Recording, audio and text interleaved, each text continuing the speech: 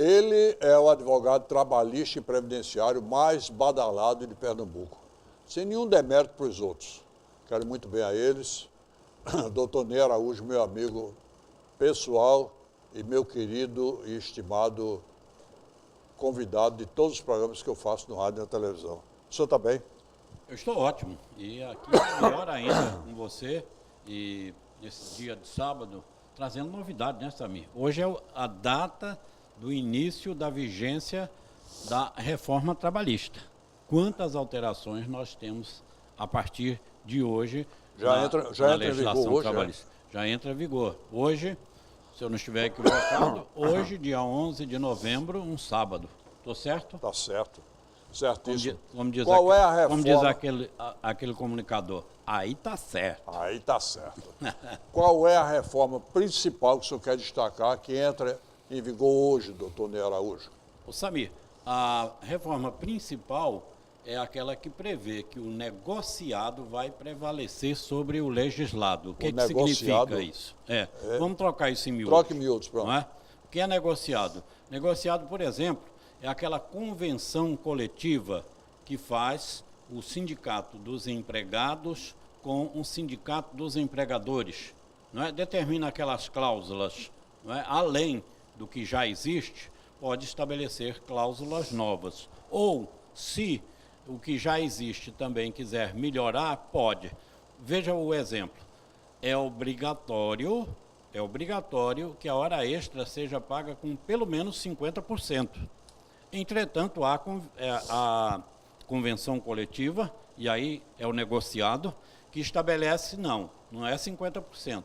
Aqui, desta categoria, vai ser 60%, 70%, 100%, 150%. Mas aí é decisão da empresa? Não, aí é decisão do sindicato dos empregados com o sindicato dos empregadores. Dos patrões. É a chamada convenção coletiva. Convenção coletiva. Né? Há também a negociação entre empresas e sindicatos, né? Empresas com o sindicato dos empregados. Então, a principal, como se diz, a estrutura, a espinha dorsal dessa reforma trabalhista é que o negociado prevaleça sobre o legislado. Agora, Samir, há muitas vezes que a justiça é acionada, mas muitas vezes mesmo, porque a negociação traz prejuízo para os empregados. E aí a justiça, evidentemente, procura colocar as coisas nos seus devidos lugares. Aí não é uma coisa negociada, aí é uma... Vendida, que você quer dizer? É. Certo? Então, é uma negociata. É uma negociata. Que tem muito em Brasília atualmente. Há essas aberrações. Então, vamos ver como é que vai ser o comportamento. Bom, de novidade tem aí o quê? Trabalho intermitente. O que é isso? O trabalho intermitente, que eu já disse, é novidade, ele permite que o empregado seja contratado para trabalhar e ser remunerado apenas com as horas que ele efetivamente trabalhar. E as outras horas? As outras horas ele não irá ganhar. Então, por exemplo, se ele for convocado para trabalhar só 1 hora durante a semana, ele só vai receber por aquela hora. Se ele for contratado para trabalhar, se ele for convocado para trabalhar 20 horas, então ele receberá por aquelas 20 horas. Essa situação ela já existe em outros países, só que ela sempre tem um freio. E aqui não, aqui eles escancararam, abriram para que possa ser feita da maneira que o empregador desejar. Então vamos ver como é que vai ser o comportamento. Nós teremos, sim, Samir, muitas arguições aí no Supremo Tribunal Federal de inconstitucionalidades, porque há pontos mesmo que fere aí a saúde, a segurança do trabalhador. Quer ver um ponto crítico? Sim. O maior número de acidentes de trabalho que nós temos é quando o empregado está trabalhando acima da jornada normal, ou seja, acima daquelas 8 horas diárias. E, agora pela reforma trabalhista, é permitido que seja estabelecido jornada de 12 por 36 para todas as categorias. 12 por 36. 12 por 36. E aí o que vem? Sua tosse parece estar querendo chegar aqui em mim, viu? E aí o que vem? Essa jornada de 12 por 36, ela poderá ser estabelecida, inclusive, eu acho aí um absurdo, sem intervalo entre a jornada. Imagina uma pessoa trabalhar 12 horas, Samir, está ali com fome, está ali com vontade de descansar, não tem aquela pausa de 1 hora no mínimo ou no máximo de 2 horas, e aí o número de acidentes é evidente que crescerá bastante e o estresse também tomará conta dessa pessoa, e isso você sabe que você tão bem conhece essa área, você sabe que quando há o estresse, aí vem outras tantas e tantas doenças, todo né? tipo de mal-estar. É uma porta aberta, né? Para um desequilíbrio emocional, não é isso? Esse direito que tem sido muito questionado agora, que o presidente Temer, mais uma vez, deu uma canetada lascando os mais humildes, os mais pobres, que é... Trabalho escravo? Trabalho escravo, não é? Aquilo foi uma aberração. De repente a gente dá uma guinada e volta, parece que está voltando ao passado, não é, doutor Ney? E depois, não é, a ministra de Direitos Humanos... Ridículo aquilo.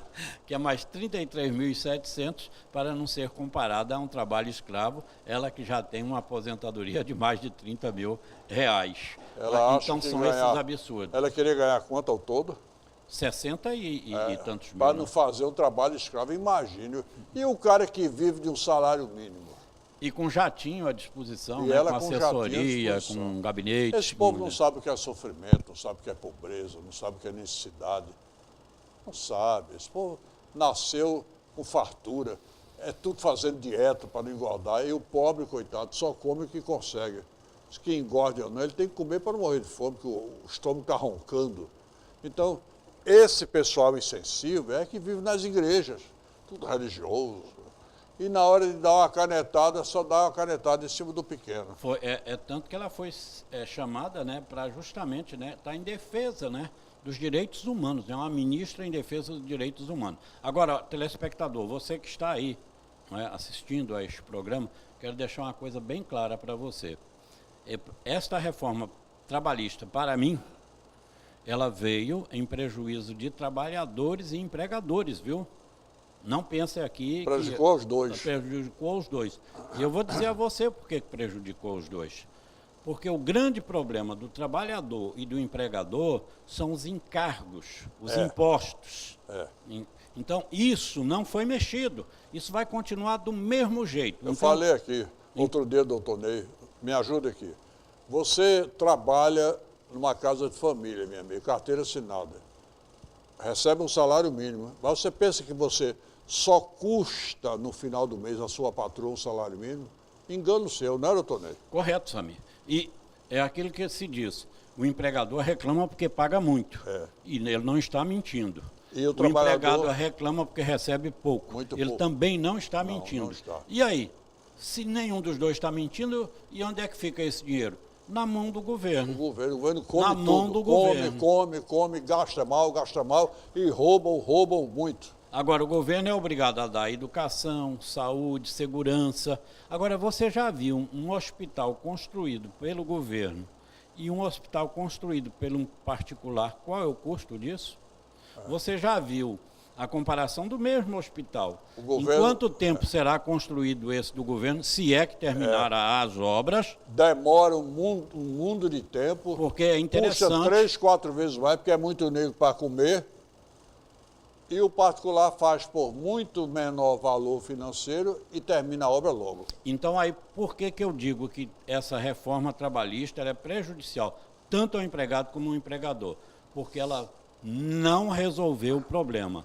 O empregado continuará pagando muitos impostos, o empregador também. O governo vai retirar o dinheiro, que é o poder de compra do empregado, vai tirar o dinheiro do empregador, que ele pode aumentar a sua produção, que ele pode aumentar os seus investimentos, porque ele precisa ter lucro, a empresa tem que ter lucro para poder, inclusive, gerar mais empregos, para ampliar os seus negócios. Nada disso foi resolvido. Então, continuará a mesma coisa. Agora, Samir, eu também quero deixar claro o seguinte, eu não estou dizendo que não haja reforma trabalhista, não é isso. Eu não estou dizendo que não haja reforma previdenciária. Tanto uma como a outra é necessária. Agora, não pode ser feita para lascar o pobre e o pequeno. Como foi feita daí. O humilde. Não é? Vá no você, por exemplo, a Previdência Social, não é? A reforma que estão querendo impor aí, o presidente já até não está sentindo o chão tão firme. Não, ele não vai conseguir. Não. Mas e aí, Samir, ele pensou, por exemplo, em apurar a dívida que há contra a Previdência, ele procurou solucionar a sonegação que há na Previdência. E quem sonega não é o pequeno, não, é o grande. É o grande e o pequeno, hoje, hoje é todo mundo. O pequeno é fichinha. Ele já procurou saber qual é o número de milhões de trabalhadores que têm a carteira assinada e que a empresa desconta do empregado e não repassa para a Previdência Social. Apropriação indébita. Apropriação indébita, não é? Ele avaliou o patrimônio imenso do INSS que está espalhado aí pelo Brasil, deteriorando, indo água abaixo. Então, nada disso ele procurou solucionar. Então, é aquilo, Samir. Mais dinheiro do povo. Vamos, olha, está precisando de dinheiro, então tira do povo. Está precisando de dinheiro, tira do povo. E não se combate a corrupção, não se combate a má gestão, não se combate a sonegação do dinheiro. E não se combate, inclusive, não cobra dos devedores. E devedores como quem? JBS, Banco do Brasil, Caixa Econômica Federal, Bradesco. Nada. Está aí. Devem bilhões e bilhões. Tem dinheiro para roubar, não tem dinheiro para o povo pobre. Agora mesmo no hospital Ulisses Pernambucano, ali na Tamarineira, está faltando medicamento básico. Medicamentos, vou falar no plural, básicos para manter a saúde mental daquele povo. Se não tem dinheiro. O governador Paulo Câmara deu uma passadinha lá no hospital da Tamarineira, no Ulisses Pernambucano. O senhor vai ficar com tanta piedade daquele pessoal que não tem remédio para tomar, para controlar a ansiedade, os distúrbios mentais, que eu tenho certeza, governador, que o senhor vai mandar resolver o problema. Inclusive, Samir, para essas coisas não tem dinheiro. Os governos, né? Os governos, o federal, os estaduais, os municipais reclamam. O brasileiro aciona demais a justiça. O brasileiro só vive provocando ações na justiça. Isso é absurdo. Mas aí está aí. Você sabe quanto é o número de milhares e milhares e milhares de ações que existem em todo o Brasil, justamente pedindo aquilo que é obrigação básica, ou seja, o remédio, não é? Que é para manter aquela pessoa viva, aquela pessoa que está numa situação crítica, ou seja, ou tem acesso ao medicamento ou a morte está ali rondando. E se tem que acionar a justiça para ter em mãos o medicamento que o governo é obrigado pública a oferecer. Dá trabalho a eles, aos advogados, doutor Manuel Jerônimo, doutor Rodolfo Tomás e outros, para reclamar um direito que é do povo. Porque para o pobre só sobra dificuldade. Inclusive, Samir, também quero chamar a atenção, vocês telespectadores, pode não ser você, mas certamente um familiar seu, um conhecido seu.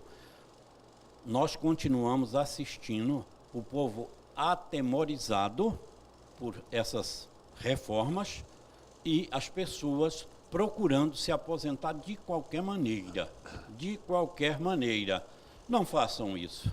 Converse com um advogado previdenciário. Nada de correr para requerer aposentadoria agora. Porque não adianta, isso aí não vai resolver o seu problema, certo? Converse com uma pessoa que conhece, procure, olha, quantos advogados previdenciaristas existem no estado de Pernambuco, em todas as cidades, procure um advogado aí da sua cidade, se oriente com ele, ele vai verificar qual é a sua idade, qual é o seu tempo de contribuição, quais as atividades que você exerceu, se você foi contribuinte facultativo, individual, se você era empregado, se você trabalhou em atividade especial, se você passou por exército, se você passou por uma escola técnica, tudo isso, tudo se conta numa aposentadoria. Então, quando vai se fazer uma aposentadoria, é preciso fazer um levantamento de tudo isso, porque senão você pode ter um prejuízo grande. Eu vi ainda há pouco, Samir, um empresário, que a mulher dele é que alertou, porque ele já estava com uma carta de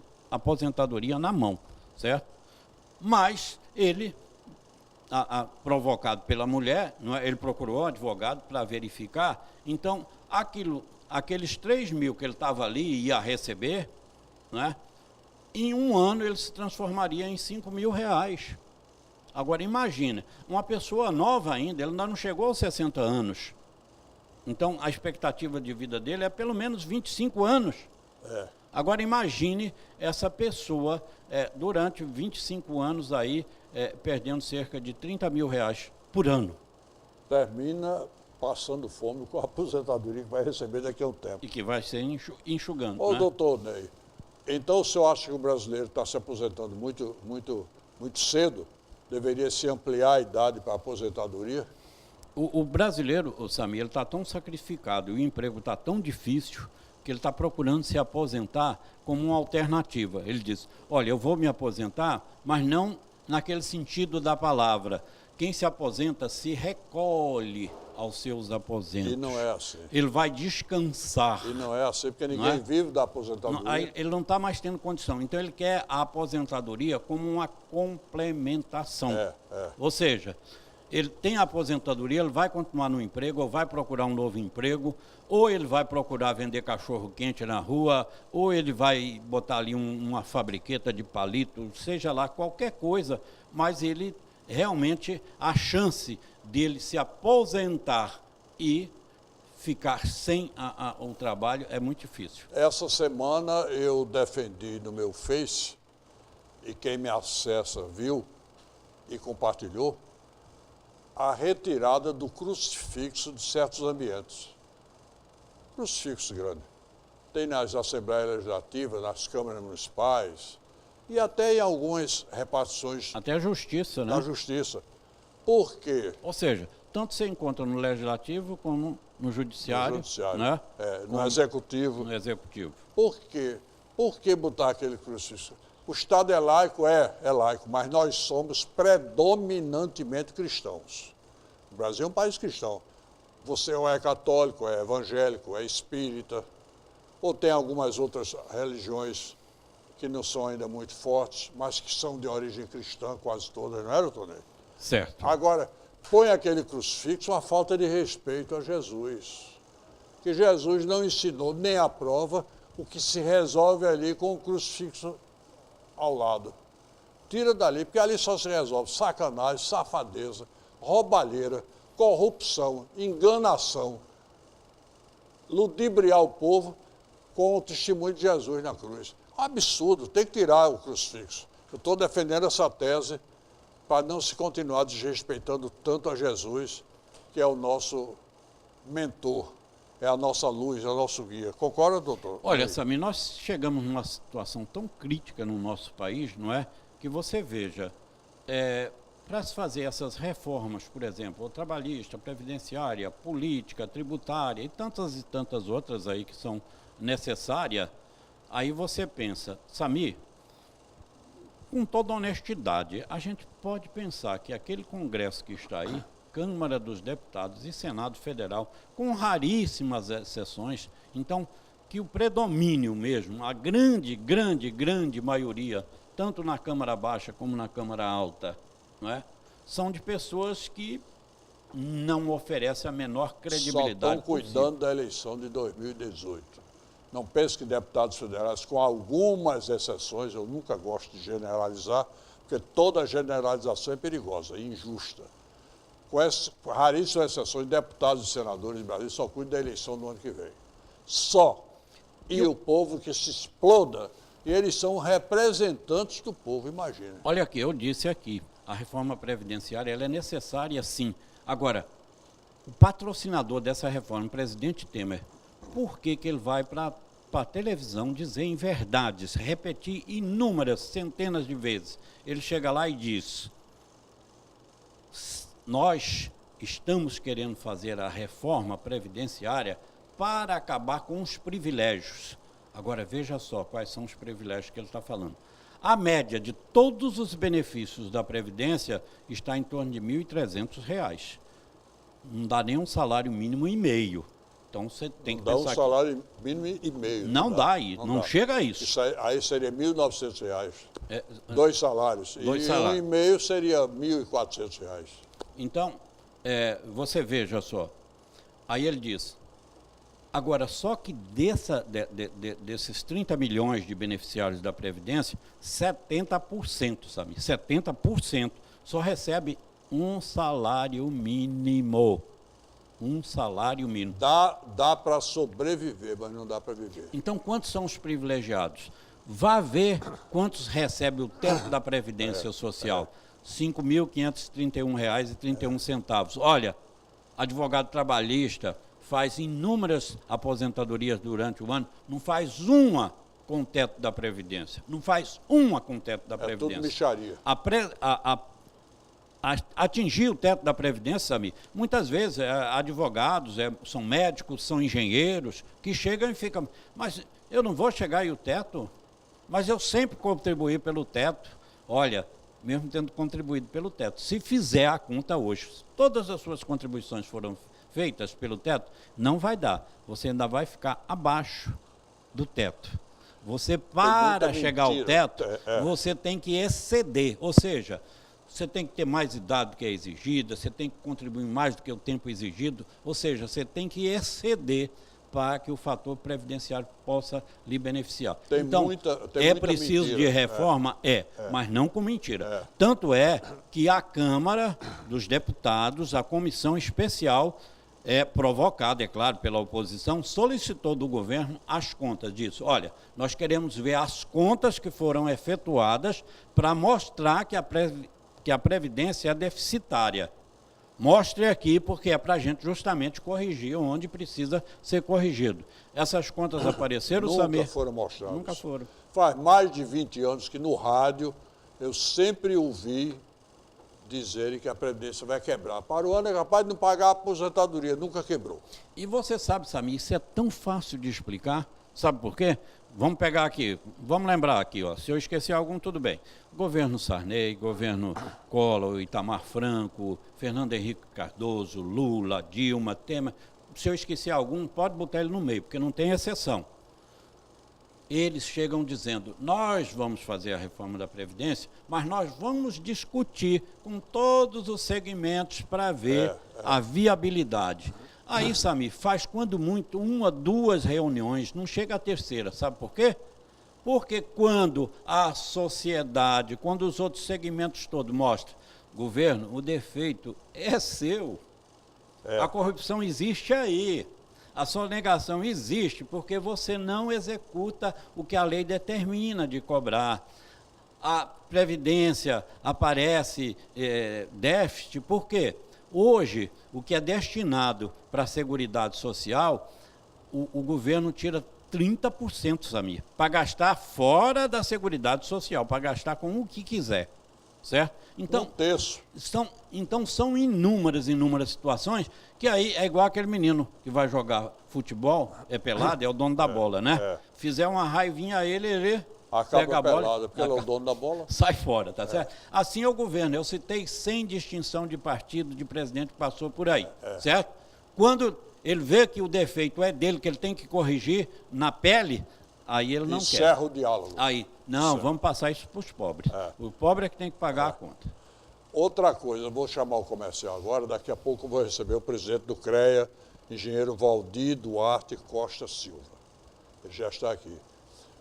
Outra coisa, se a receita da Previdência diminuiu, afora todos esses lances por onde vai embora o dinheiro da Previdência, que o doutor Ney citou aqui alguns, os ralos... Ainda bem que você disse, alguns. Alguns. Não são todos não dá tempo.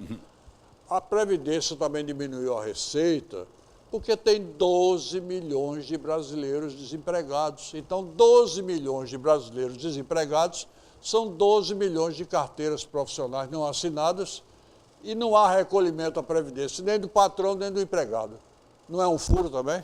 E tem 20 milhões aí na informalidade, Samir. Informalidade, que você também não veja, recolhe. Só um suspirozinho que deu na economia, no mês de setembro, a arrecadação da Previdência já cresceu 7%. 7%. Entendeu? Então, são essas coisas que precisa. Agora, você imagine, você vê com a reforma trabalhista aí, tá aí, nós temos 35 milhões de trabalhadores, né, com carteira assinada, contratado diretamente pelas empresas, e temos 13 milhões contratados pela terceirização. Agora você vem aí com trabalho intermitente, você vem com trabalho a tempo parcial, você vem com o teletrabalho e tantos outros, não é? E vem com a terceirização. E essa terceirização deverá abarcar muito desses 35 milhões que são contratados direto pela empresa. Agora, quando ele for terceirizado, ele vai ganhar menos, ele vai adoecer mais e, consequentemente, ele vai mais precisar da Previdência e ele vai pagar menos a Previdência e, consequentemente, estão trabalhando contra a Previdência Social. Essas são as verdades, você não assiste nenhum programa. Até porque os programas não dão tempo para uma pessoa expor detalhes, minúcias, como o doutor Ney Araújo está expondo aqui. Você não escuta isso em outro programa. E o povo está desinformado, voando feito avião, não sabe de nada, e sendo enganado pela classe política, que só faz alguma coisa esse ano pensando na eleição do ano que vem. Então não vai haver reforma, não vai haver nada, não vai se melhorar nada, porque a classe política não quer isso. Eu volto já com o presidente do CREB, de só um tempinho.